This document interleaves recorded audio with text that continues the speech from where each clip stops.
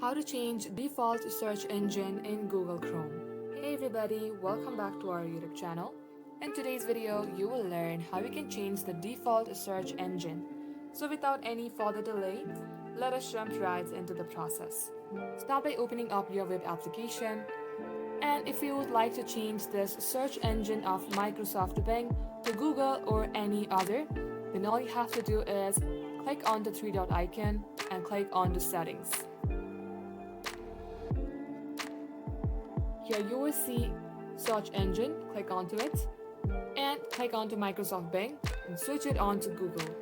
Now refresh your page, open a new tab, and just like so, now your search engine is Google.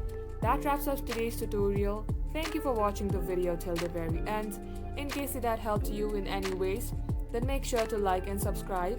We will get back to you soon with more tutorials like this. In the meantime, stay updated.